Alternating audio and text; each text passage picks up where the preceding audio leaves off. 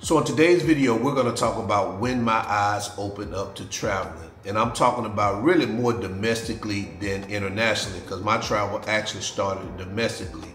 And this is just a sequence of events that kind of led up to a moment where my mind started to open up and I started to get more curious about traveling based on these sequences that I'm gonna tell you guys about, or we're gonna go through. Now, this is sort of like a story time. So guys, if you're not into story time, then that's fine. This may not be the video for you. But if you wanna hear about how my mind opened up to traveling, let's get started. So I got into the travel game late compared to people who travel nowadays, who started probably around their late teens. I first hopped on the plane when I was 29 years old. Growing up in Alabama, especially around the time I grew up, which was the 80s, you tend to really think the world is small. And back then in Alabama, you didn't see a whole lot of diverse culture.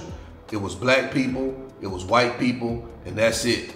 Everybody else, they were on TV. Looking back on this, I can see how living in this particular environment really shaped my thoughts on how I looked at life. Everybody I knew in my city was literally from my city. It was not like LA, New York, or Miami, where you could meet people who could possibly not even be from that city and probably not even from the country. That was a time back in Freaknik days, and if you remember Freaknik, I know you're around my age. But you could go to Atlanta and meet people from Atlanta, and majority of the people that lived in Atlanta was from Atlanta. But now, if you go to Atlanta, majority of the people that live in Atlanta is not even from Atlanta. And that's how the South was back in the day.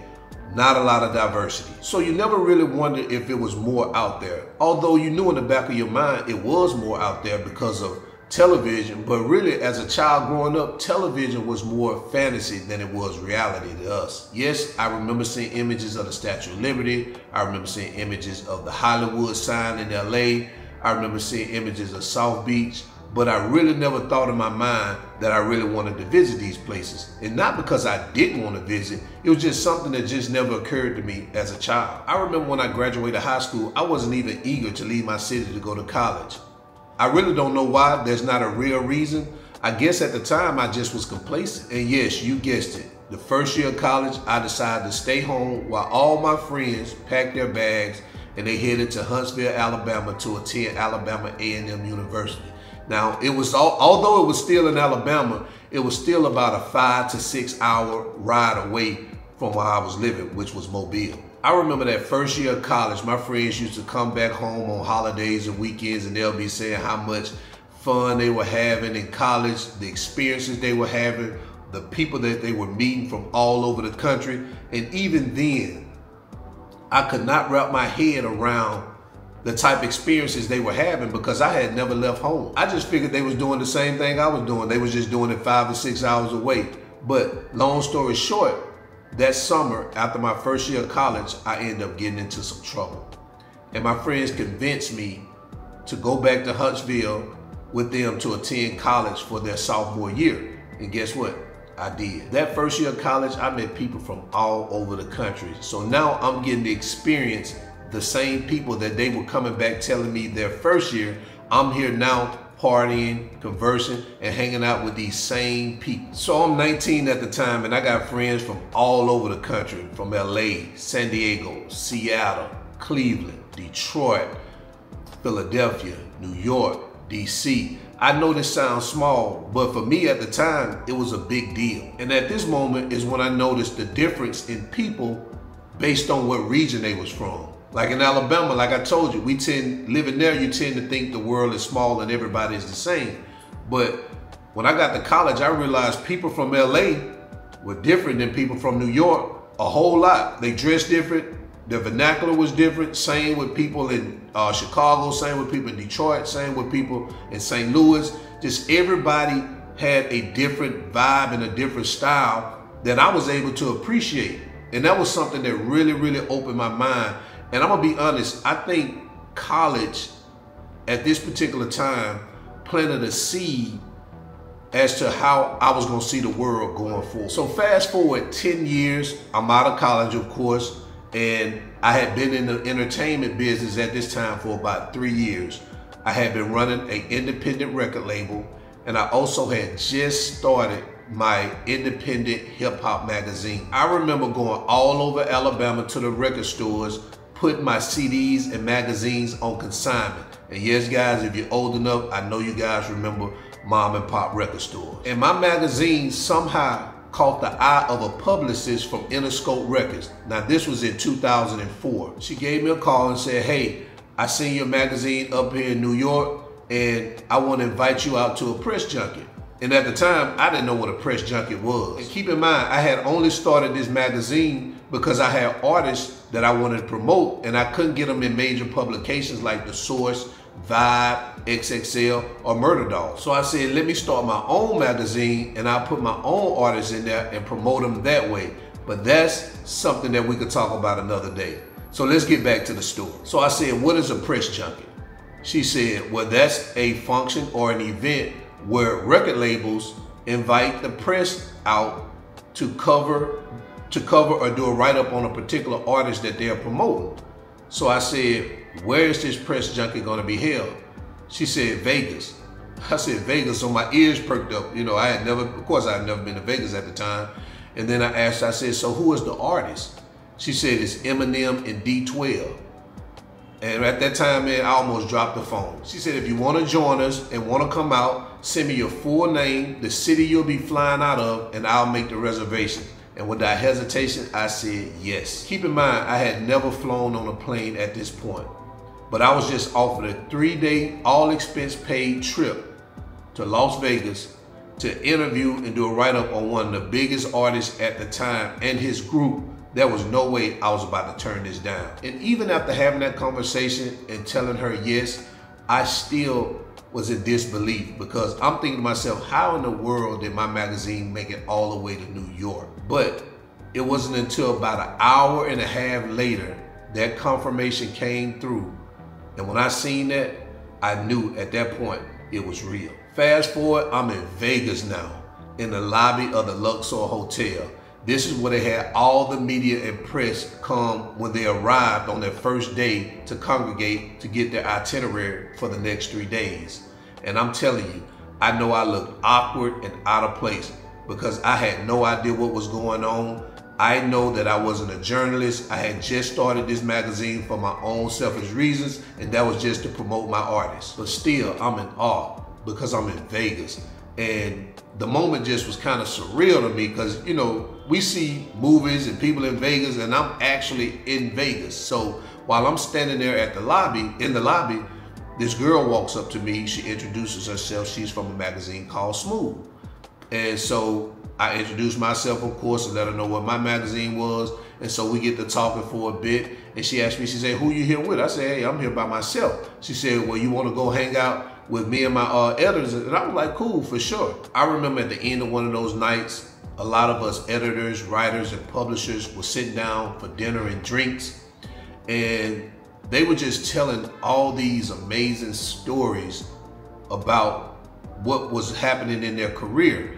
And I'm the only one that didn't have anything to share. You know, there was nothing exciting about my story at the time, especially nothing like that. You know what I'm saying?